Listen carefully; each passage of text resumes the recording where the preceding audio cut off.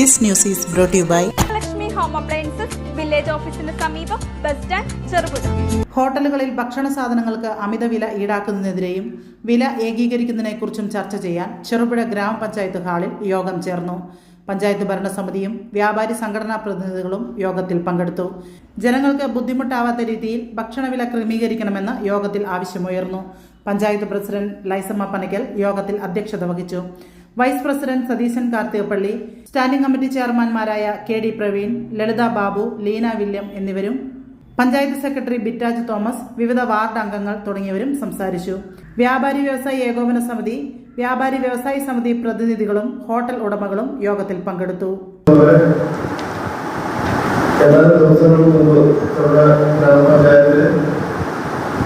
ഹോട്ടലുകളിൽ അമിതമായ നിർണയം എന്ന രീതിയിൽ നിരവധിയായ പരാതികൾ പഞ്ചായത്ത് മുമ്പിൽ ലഭിച്ചിരുന്നു. അപ്പോൾ അതിൻ്റെ അടിസ്ഥാനത്തിൽ വ്യാപാരി വ്യവസായ സംഘടനകളുമായിട്ട് നമ്മൾ സംസാരിച്ചിരുന്നു. അതായത് മൊത്തത്തിൽ ആ മേഖലയിലുള്ളവരുമായിട്ടുള്ള ഓരോ വിഷയങ്ങളോട് കേട്ടിട്ട് ഈ വിഷയത്തിൽ തീരുമാനമെടുക്കാവുന്നതിൻ്റെ അടിസ്ഥാനത്തിലാണ് ഇതൊരു മീറ്റിംഗ് വെച്ചിരിക്കുന്നത്. നമുക്ക് മനസ്സിലാക്കാൻ കഴിയുന്നത് ഒരു സംസ്ഥാന തലത്തിലുള്ള ഒരു വർദ്ധനമായിട്ട് മനസ്സിലാക്കാൻ കഴിയുന്നില്ല. കാരണം ചെറുപുഴ പഞ്ചായത്ത് കഴിഞ്ഞ് ഈ പെരുങ്ങുമാറ്റ പാടച്ചറവിലെത്തുമ്പം ചെറുപുഴയുള്ളവരെയും പാടച്ചറവുള്ളവരെയും വലിയ വ്യത്യാസം നടന്നത് പരാതി അത്തരം കാര്യങ്ങളൊക്കെ സൂചിപ്പിച്ചിട്ടുണ്ട്. നമ്മുടെ പഞ്ചായത്തിലുള്ള പരാതി ഇതിൻ്റെ അടിസ്ഥാനത്തിലാണ് നമുക്കറിയാം. തൊട്ടടുത്ത പഞ്ചായത്തുകളിൽ പരാതി പറയുന്നത് നിങ്ങളുടെ നിങ്ങൾ മനസ്സിലാക്കുന്നത് ഗ്യാസിന് ക്ഷാമമാണ്, നല്ലൊരു ഗ്യാസിന് വില വർദ്ധിപ്പിച്ചിട്ടുണ്ടായിരുന്നാണ് നമുക്കറിയാവുന്ന വർദ്ധിപ്പിച്ചിട്ടുണ്ടായിരുന്നത്. ഇത് നമുക്ക് എല്ലാ ഭാഗങ്ങളിൽ എത്തിയിട്ടുണ്ട്. അപ്പം ഒരു ചർച്ചയാണ് നമ്മൾ ഉദ്ദേശിക്കുന്നത്. ചർച്ചയിൽ നമുക്ക് ആർക്കും ദോഷം വരാത്ത രീതിയിൽ നമുക്ക് മുന്നോട്ട് പോകണമെന്നാണ് പ്രസിദ്ധി ആഗ്രഹിക്കുന്നത്. അതുകൊണ്ട് തന്നെ നമുക്ക് ചർച്ച ചെയ്യുന്നതാണ്.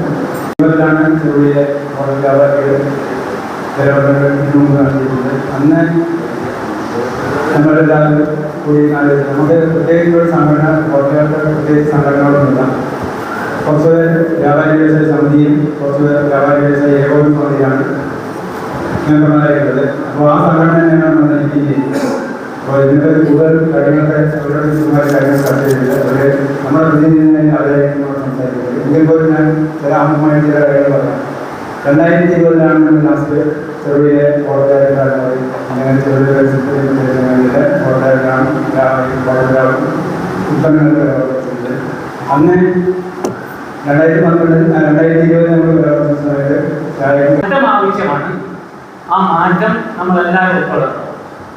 അതിനെ സംബന്ധിച്ച് ഒരു പരിശോധന നടത്തി ആവശ്യമായ നിലയിലുള്ള മാറ്റം വരുത്തണം എന്നതാണ് പറയാൻ. എല്ലാ സാധനങ്ങൾക്കും നിലനിർത്തൽ ഉണ്ടായിട്ടുണ്ട്. പക്ഷേ എങ്കിൽപ്പോഴും നിലവിലെ ഈ നിലനിർത്തൽ കുറച്ച് കൂടുതലാണ്. അത് യാഥാർത്ഥ്യത്തിലേക്ക് വരുന്ന രീതി എല്ലാവരും കൂടി യോജിച്ച് നല്ല രീതിയിൽ കൊണ്ടുപോകുന്ന രീതിയിൽ ഒരു മനോഭാവം ഉണ്ടാകണം.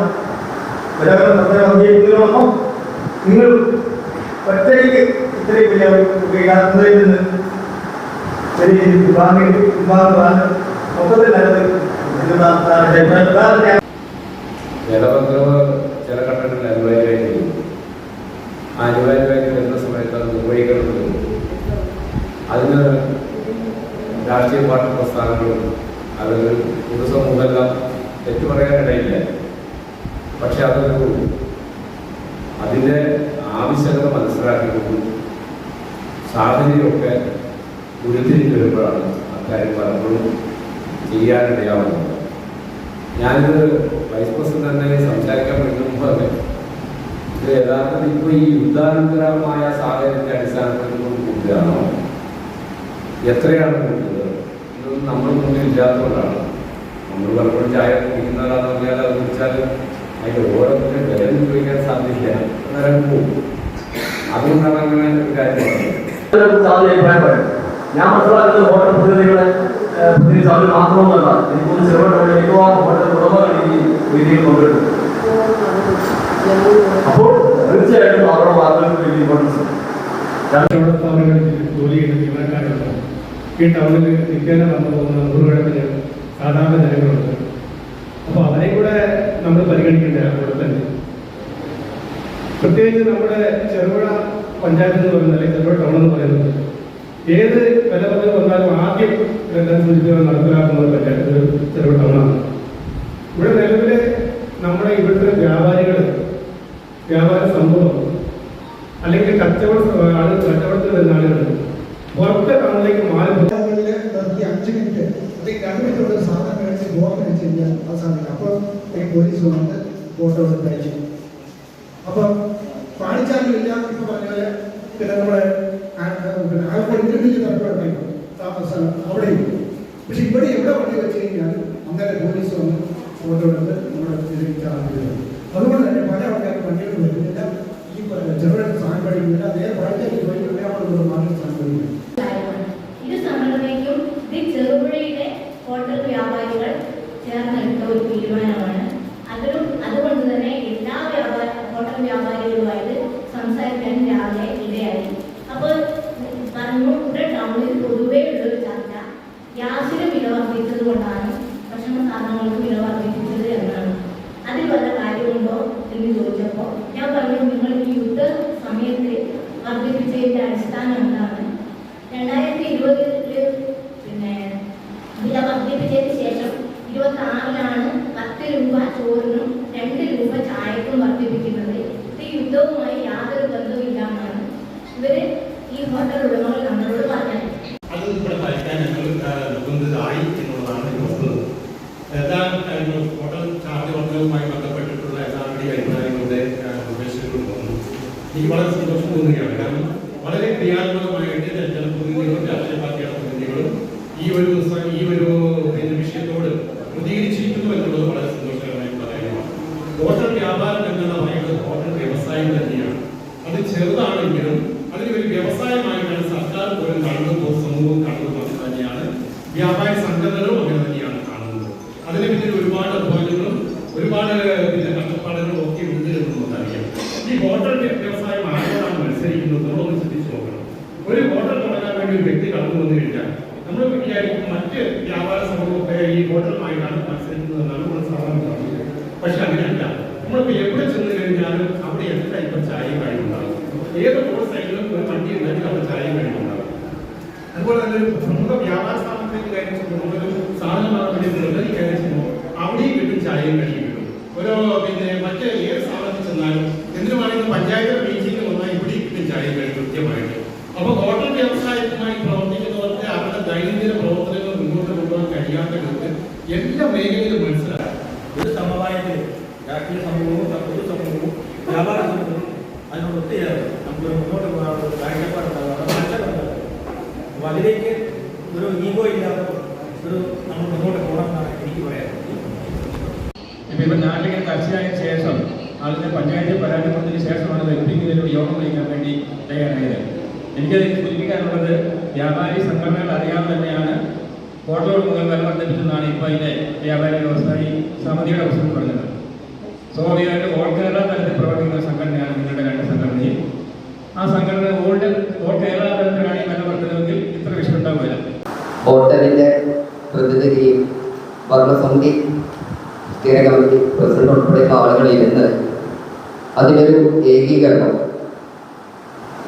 നടത്തി എല്ലാ ഹോട്ടലുകളിലും വിലവിവര പട്ടിക പ്രദർശിപ്പിക്കുന്ന തലത്തിലേക്ക് പോകാൻ വേണ്ടി സഹകരിക്കണം.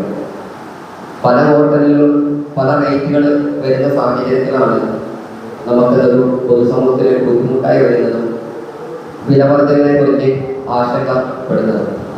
അപ്പോൾ മാന്യമായിട്ടുള്ള ആർക്കും നഷ്ടം വരാത്ത രീതിയിൽ ഉള്ള വിലവർദ്ധന പട്ടിക പ്രത്യേകിക്കുന്നതിന് വേണ്ടിയിട്ടുള്ള ഒരു ഇരുന്ന് കഴിയുന്നത്രയും വേഗം ഇരുന്ന് പൊതുവായിട്ടൊരു റേറ്റ് നമുക്ക് കൊടുക്കുന്ന തലത്തിലേക്ക് പോകാൻ വേണ്ടി സാധിക്കണം. അത് ഇവിടെയുള്ള മറ്റ് വ്യാപാര സ്ഥാപനങ്ങളിലും ഉൾപ്പെടെ വരുത്താൻ വേണ്ടിയിട്ട് നിങ്ങളുടെ ഭാഗത്തുനിന്ന് സഹകരണമാണ്. കാരണം നമ്മുടെ ഹോട്ടലിൽ ഉൾപ്പെടെയുള്ളവരെ ഈ പ്രദേശത്തു നിന്നാണ് സാധനങ്ങൾ വാങ്ങുന്നത്. അപ്പോൾ അവർക്ക് അങ്ങനെ രീതിയിൽ നഷ്ടം വരുന്ന പല കടകളിൽ പല റേറ്റുകളാണ് കാണുന്നതെങ്കിൽ അതിലും ഒരു ഏകീകരണം വരേണ്ടതുണ്ട്. അപ്പം അതിനും വ്യവസായ സുഹൃത്തുക്കൾ സഹകരിക്കണം. അപ്പോൾ അത് ഇരുന്ന് നമുക്ക് റേറ്റാക്കിയതിന് ശേഷം ഇവിടെയുള്ള മാധ്യമങ്ങളിലൂടെ നമുക്ക് സമൂഹത്തിന് അറിയിക്കാം. അതുവരെ നിലവിൽ നിങ്ങൾ കൂട്ടിയിട്ടുള്ള ഈ റേറ്റ് കുറച്ച് പഴയ രീതിയിൽ തന്നെ ഞങ്ങളോട് സഹകരിക്കണമെന്ന് അറിയിക്കുന്നു. എത്രയും പെട്ടെന്ന് പുതിയ റേറ്റ് നമുക്ക് പൊതുസമൂഹത്തിന് മുമ്പിൽ എത്തിക്കാൻ വേണ്ടി സാധിക്കും. ഭരണസഭയുടെ തീരുമാനിച്ച രീതിയിൽ ഇതിവിടെ അറിയിക്കുന്നു. അടുക്കള ഇനി സ്മാർട്ട് ആക്കാം. അടുക്കള ഒരുക്കാൻ ഇനി സ്റ്റൈലന്റ് വഴികൾ.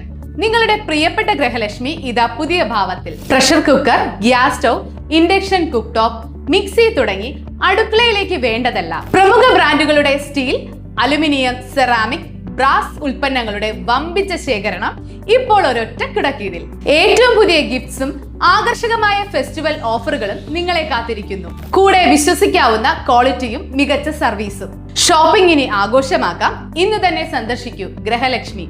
നിങ്ങളുടെ വിശ്വസ്തത ഞങ്ങളുടെ പെരുമ.